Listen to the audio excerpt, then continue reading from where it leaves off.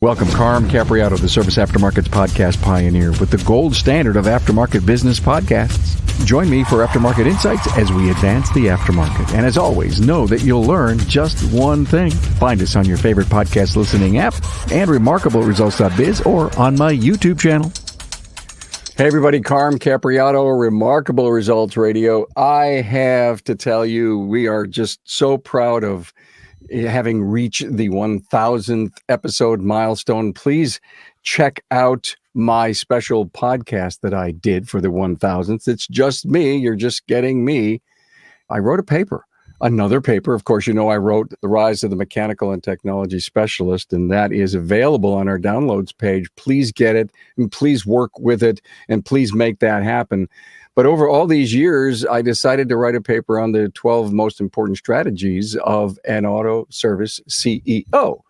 And in 20 minutes on this special 1000th episode, I cover them in high detail. But I wrote a 14-page paper because I've learned over all these years what's critical, what's important.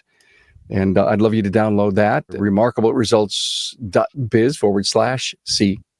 Or it's on our downloads page. Speaking of coaches, Maryann Croce is here with me. Hello, Maryann. Hi, Carm. Glad to be here. Thank you. We're doing a 5-part series called Unstoppable Framework for Auto Service Shop Owners. We are in number 3. Let me just give you a quick. Number 1's foundation, or the core values and the vision. Number 2 is mastering your finances. 3, optimize processes and empower your team. That's where we are right now in this episode. Number 4, coming up in the future, stay customer focused and flexible. And number 5, build a resilient mindset and plan ahead. Smallbizvantage.com. Maryann's got this thing where she's looking to give you a 3-day weekend by helping you become a much better CEO and leader. Good to have you here. Good friend. Let's jump into this episode. Yeah, I'm excited to be here for episode 3. So yes, being an unstoppable shop owner, that's what it's all about. So episode 3 is optimize processes and empower your team. And I encourage listeners to take notes. Carm's going to end up providing a worksheet as well. So the Unstoppable Framework is part of my 3-day weekend system. And the simple goal is to gain 10 hours a week in 90 days. Put an end to shop owner overload and going 24/7. We all know what that feels like. Oh boy. Make your business profitable, sustainable, and enjoyable. So in this 5-part series, what I'm doing is I'm pulling back the curtain to help auto shop owners have a rewarding business and life. This is what my clients want. It's not about adding more to your day. It's about subtracting. And the magic of being unstoppable is in the doing, even when it's uncomfortable.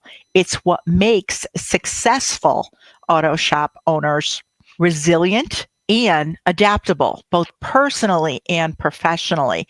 So this series helps you not only with your business, but with life as well. Maryann, you just inspired me. I know how you can find an hour in your day. Right. Take a nap. Rejuvenate, right? Yes. Clear your head. Yes, absolutely. It's amazing with clarity when you have a little bit of personal time. You don't realize how much time you can actually get back. So you're going to end up ridding yourself of all those excuses of why you can't let go, what's holding you back. Because if you defend those, the challenge here is you get to keep them. So it's time to let them go. So in this episode, we're unpacking so that you can gain control of your business as an owner. We want to streamline success. And the goal is build resilience. So optimizing your processes and empowering your team is essential to running a smooth, sustainable business. Now, here's the thing. When I say essential, it's also essential to attract, develop, and retain the best team members. And that is a challenge today for a lot of shop owners, whether I take them on as clients or I'm speaking to them at an event, right? Even at a local chamber event that I'm at, or an industry event, it's the common story. And I want to give you an example. I'm going to use an example of a client, Steve. and how it's really relatable for changing that. I'm doing it all and I want to stop doing that. But first, I want to tell you why this matters. Because when everything depends on the owner, burnout is inevitable and growth becomes impossible because you're just so overloaded with everything that you have to do. So by optimizing processes and empowering your team, it really creates efficiency, productivity. This is what we want, right? Profitability and enjoyment. And you know what that all equals? It equals work-life fulfillment. Let me share with you a client, Steve, his story. This was the journey for delegation for Steve. So to give you a little bit of background, Steve was in what I call the doing it all trap. So he was the dam. He was the dam at the edge of the river. Yes. Okay. And he was running himself ragged. He was exhausted. He was managing everything from ordering parts, handling customer complaints, trying to keep up with the financials. He was struggling with inefficiencies. And Steve really felt frustrated that his team wasn't stepping up. So really on the verge of burnout, Steve realized that he needed to make a change. He contacted me, and this is when it was a turning point for Steve, because here's the thing, together, Steve and I came up with a plan. What he did was he started documenting his daily tasks and responsibilities. He actually wrote it down, made a list, and then he created a standard operating procedures, SOPs, for the repeatable task. Like, we're starting out simple here: parts ordering, scheduling repairs, opening and closing the shop, answering the phone. With these SOPs in place, he trained his team members, assigning specific roles to match their strengths. The outcome to this was a more empowered team. As Steve let go of the control, right, which really was micromanaging. That's what he was doing. His team actually gained confidence in managing their responsibilities. Operational bottlenecks, what he thought were things that were beyond his control, they disappeared, and his business became more efficient. Now, with less on Steve's plate, what he could finally do was focus on the strategic planning, and his shop became more profitable. And that's what we worked on next. Most importantly, Steve regained a sense of fulfillment in his personal life as well. He was very surprised when he said to me, I can't tell you how much all of this that I'm doing in my business actually affected my personal life. His family noticed it too. He wasn't drained when he went home. He was actually fueled. And he could be present when he went home. And he looked forward to going home and spending time with family and friends and all of the other things that he put on the back burner. He really felt like he came for coaching for his business, and I hear this a lot with all coaches. All coaches will tell me this, that I speak with, is that clients can't believe how much doing the work on their business really helps with their personal life as well. Maryann, I have a quick thought that just scrambled through my mind. As you said, he wrote down everything that he was doing, and I can't imagine how many pages in the yellow pad he had. Right. And then I was, I've actually done this. It's scary, by the way. It's scary when you do it on yourself. I had this thought. Anyone who's listening and say, okay, yeah, I should do that. Either in the first column, draw a line, the first column, or draw a line on the right side of the page. You can make that your column, write the task, and write only me, possibly me, or not me. Mm-hmm. And so those not me's should be the delegated parts. The possibly me could be a training piece where, not me, I shouldn't be doing this at all. Possibly me, if I taught someone how to do it, they could. But only me, maybe the banking could be only me right now. So it's just the crazy thought that I had. Once you get it all down on paper, what do you do next? Of course, a great accountability partner like Maryann would help you, but rate each of those. Only me, possibly me, not me. Just my thoughts. No, I think that's a great thought. Working with someone to have that accountability, some type of accountability partner, is absolutely a good thing to make sure that you get it done. These are the key lessons from Steve's story, his journey, right? That I think are important to share. He started documenting processes. And what he did was similar to what you were just saying. He identified the tasks that he handled daily. And he created SOPs to ensure consistency and eliminate confusion. Because as owners, one thing I hear a lot of times is, yeah, but I got to make sure that people do it the way I want it done, or this is my business, this is my baby. And that's one of the things that they say because they want to hold on to it. So I'm going to quickly share with you 5 steps that I use for creating an SOP. Step 1 is the reason why. Why are you creating the SOP? The outcome that you want. Better customer service, safety, efficiency, whatever it is. In that, step 1, you put the title of the SOP, the author, and the date. This way, if someone has a question, they can go back. If it's been a long time since you updated it, you know that, and you can go back and update it, right? The second step is the role. Who is going to do this? Who is this for? Is it for the entire team? Is it something for service advisors, technicians, the owner? Don't use people's names. Use people's role. The NAPA Now event is a national ownership workshop for our valued AutoCare members centered around business building training from industry leaders. Now, it's not just about owning a shop, it's about owning your future. Join NAPA April 15th through the 17th, 2025 at the Venetian Resort in the heart of Las Vegas, known for its vibrancy, energy, and entrepreneurial spirit. At the event, ignite growth through business building masterclasses from leaders across multiple industries focused on expanding business opportunities.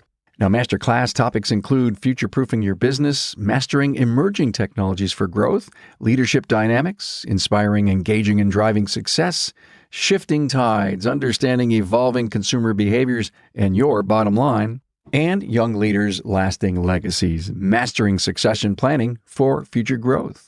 Foster collaboration with other like-minded NAPA AutoCare members and store owners. Stop at supplier studios for training, visit AutoCare vendor partners, and finally, join us in celebrating 100 years of NAPA Auto Parts, along with kicking off the next 100 years of partnership. There will also be exclusive giveaways.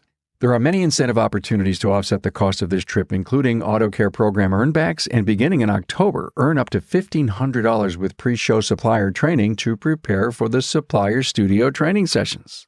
The NAPA Now event is a national ownership workshop for our valued AutoCare members centered around business building training from industry leaders. Now, it's not just about owning a shop, it's about owning your future. Join NAPA April 15th through the 17th, 2025 at the Venetian Resort in the heart of Las Vegas, known for its vibrancy, energy, and entrepreneurial spirit. Get ready to grow, connect, and celebrate. This is an exclusive event limited to the first 2,000 AutoCare members. Packages are going fast. If you're interested in attending, contact your servicing NAPA store or NAPA salesperson. The third one is do a walkthrough. Actually, physically walk through this process and put bullet points there. Don't put it in depth, just do bullet points, like opening your shop is a great example. Physically go open the shop and have a little clipboard or put it on your phone, whatever device you want to use, and just put bullet points of what you do when you open your shop, all the steps. 4 is review. Now you go back to those bullet points and you fill in nuances for clarity. Like, why do you want cars parked a certain way? And you just fill that in so that people understand why. And then 5th, the last step is you test it. You get a team member to follow that process and you look for feedback, maybe some holes or something that wasn't clear, and then you adjust it. And then the thing is this is repeatable. Once you have this in place, you can use it for anything. You could use it for parts ordering, for scheduling, for customer service, for follow-ups. It is unbelievable how many different ways you could use this. So the idea is first, start with documenting the process. That's what Steve did.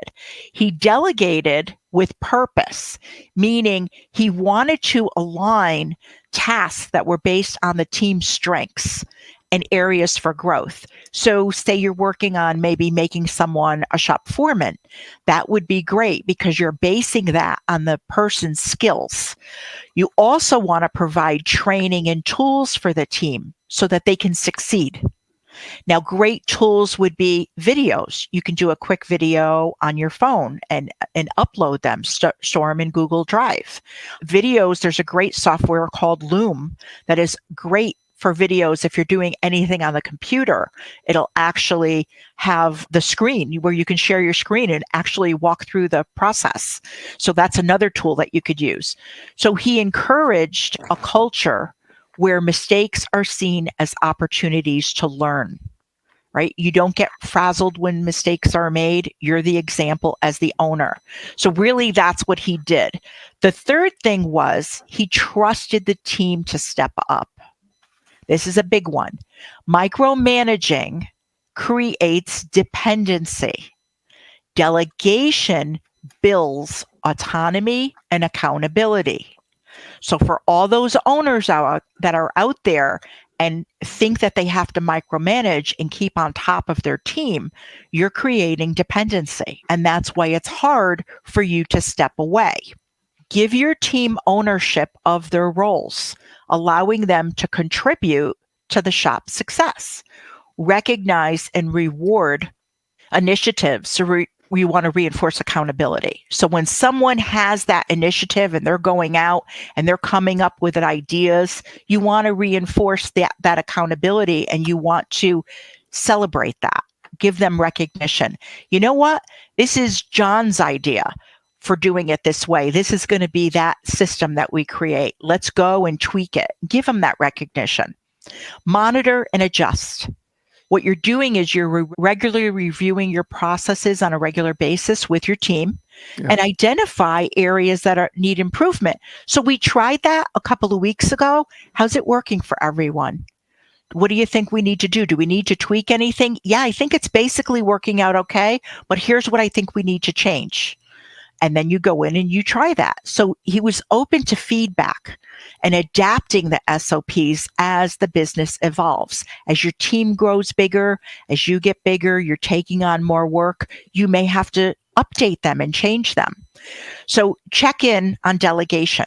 Don't just delegate something to your team and let it go. Are the right people in the right roles? Do they need more resources, more training? And like to your point, Carm, with that legal pad that you said, what task can you hand off next? So always be thinking about that. Yeah. What can you take off your plate? And you have to do that as an owner on a regular basis. So really practical tips here on how to optimize your processes and empower your team. Automate repetitive tasks. So use software to automate your scheduling requests, invoicing. Think about canned jobs that you can put into your shop management software, inventory management. Make the most of the software you have. Clients are so surprised that when I talk to them about using software, they're surprised to find out how much more their software can do for them. They're only using a small percentage of what they're actually paying for. And software companies are really happy for you to go in and learn, and they'll get on a call with you. There's training available. So it's really a good thing to do that. You're freeing up your team's time. What this does is you're able to really concentrate on high value tasks, because now your service advisor is using the software, you're using the software, your team is, and these repetitive tasks, it's really easy to do that. Create a training plan. So develop a structured onboarding process for new hires. A lot of times when people hire, they're kind of all over the place, but develop a plan and it's structured. This way it's consistent. It's repeatable. You do this with every hire. Invest in continuing learning. right? You want to have that continued learning for existing team members to boost their skills and their morale. This would help. This is what helps. This is where the systems, the processes that you have really helps attract, develop, and retain those people that you want, the best team members. Implement feedback loops. Hold regular team meetings to discuss what's working and what's not working. This doesn't have to be an hour-long meeting. This could be a weekly huddle that you have with your team once a week. Hey, the changes that we made, how's it working in the shop? Let me know. How's it working on the front counter? What kind of feedback are you getting from customers? And people get used to you doing this, so they already know what's to be expected, and they're ready to give you feedback. Encourage open communication so team members feel comfortable sharing ideas. Now, to do this, you have to really be the example, and they will follow. So share some of yours. Share some of the questions that you have or the concerns that you have. Be very open.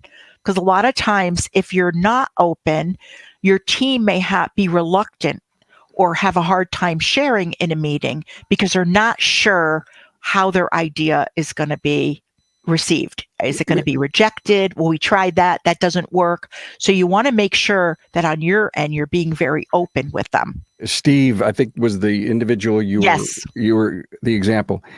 I love this. This is an episode where we have a succinct 5-step process, 2 SOPs, and all these great things. And all I could stop and think about Steve. Was Steve reluctant? Did he have to make a major shift? How, Maryann, I hired you to do this, but I'm so reluctant. This is like unnatural. I have to do it all. And is there I'm saying all of this and I'm acting out all of this because I know our listeners are saying, I love this episode, but I can't do it. What's it take to get up over that hump? Yeah. So the idea here was he was at a point where he felt that his business was controlling his life. He was going 24/7. And he was at the point where he said, there has to be more to this than me just, burning myself out. And it was affecting his personal life at home. So he decided that it was time to make a change. So yes, was it hard? Of course it was, but he had small wins with each step of the process. And then when you have those wins and you see the results, like even the family noticing and going home and having that energy, being able to shut down work. There's another process that I shared with him, that being able to shut down work and shifting and going home and being that partner, that spouse, that dad. And he said it made a huge difference. That's the idea. I'm consolidating it for this episode, but that was the process. And you brought up a good point. It doesn't happen overnight. No, it doesn't. And I find that you almost have to be at the end of your line, or what do I do next? And I'm not enjoying going to work moments to actually transform an individual to get expert help. And I've been on this kick lately to say, no, it's not coaching. You're hiring expert help, because even though you've identified the fact that I can't keep doing this anymore, the individual typically, because they're so buried into this micromanagement, they can't hover up over this micromanagement bubble and look inside and know what to do next. This is why we do what we do on the podcast, is that these insights and these ideas and all this wisdom that we share, hopefully will motivate an individual to either discover on their very own, go back, listen to the episode, write down these 5 steps. There's going to be a worksheet for you, a fillable download attached to the show notes page. And I'm sure that's going to help you. Right. But yes, thank you for showing us that Steve was at the end of his line and he needed some help. And some clients, to your point, come sooner where they're not at that point. Maybe they have a vision for their business and they're not really sure how to get there. Right. But to your point with Steve, what happens a lot of times with shop owners is in the early days when they start out, they create these routines and habits based on being a brand new business owner, but they don't realize that those routines and habits that they've developed, they stay with them. And they could be 5-10 years in, but they still have those routine and habits that they created when they were brand new. Oh, yeah. And if they don't step up or change or kind of shift a little bit, that's where they can stay stuck. So the last part of this that I want to share with you is set boundaries and take breaks. And you mentioned this when you talked about taking a nap in the beginning of the episode. I love this synergy here, Carm. I really do. So just like Steve, right? You really do reclaim your time, get back that time. And some people say, I don't even know if I'm getting it back. It's been gone for so long. But right, the idea is get that time by setting boundaries. What you do is you prioritize your well-being. The things that you want to do, your personal things. Time off helps. It helps you stay sharp. It brings you clarity. And this is really for long-term, right? Future growth. And I'll give you a quick little thing that I do. Now, I'm a grandmother. We've talked about that. I have a 2-year-old grandson. I watch my grandson one day a week. I get to watch my grandson one day a week. And at this point in my life, nothing is going to hold me back from doing that. So it changes every week. I have him on a different day just because of my son-in-law and daughter's work schedules. But you know what? That day gets blocked out in my calendar. So I'm not available on those days. And that is what I talk about as an example for really long-term growth, prioritizing your well-being. It's amazing how refueled I am when I go back the next day. It's really important to, realize that. And let me stop you for a moment about the nap thing. I am not saying that you need to go into your office, your glassed-in office, and be sleeping at your desk and showing your people, hey, whenever you want to take a nap, take a nap. It was kind of in jest, but yet what's so interesting is that as I talked to so many people in the industry, and we were kind of kidding one time, wow, it's not like a nap. And it was amazing how many people agree with me. I'm not saying be careful where you take it. That's all. So I just want to leave everybody with a final thought, right? By optimizing processes and empowering your team, you not only grow your business, but you also gain the freedom to enjoy the success that you've built. Sure. And a lot of times we talk about profits and we talk about all these different things, but we have to remember it's also important to keep the business enjoyable. Wow. That's so powerful. This is a very nice 20-some minute, get it in your face, process systems, empower your team. Well, thank you so much. We're going to do number 4 coming up after this, stay customer focused and flexible. I love that. Thank you so much, Maryann Croce from smallbizvantage.com for this 5-part series, number 3. And I love about you have given in such a short, succinct way the, if you will, launching pad for people to get those SOPs done. And one final comment that when I was listening to you about 10 minutes ago, don't accept what you currently have as this is the way it's going to be forever. And of late, I've been talking a lot about MBWA, managed by walking around. And it was a concept from Tom Peters back when he wrote Good to Great, I think, wasn't it? Get out of the office and look around. You know what your SOPs are. You helped design them. Your people helped you design them. You know what's made this well-oiled machine work. But every once in a while, your intuition and your observation says, this thing is not working. There's a little roughness on the edges. To your point, you're growing. You have new people. And the market's different. Your clients are different. Their needs are different. And all of this is a constant evolution. So just don't think once you've done your SOP thing, you're done. Exactly. You're never, ever done. Maryann Croce, thank you so much. Thanks for having me, Carm.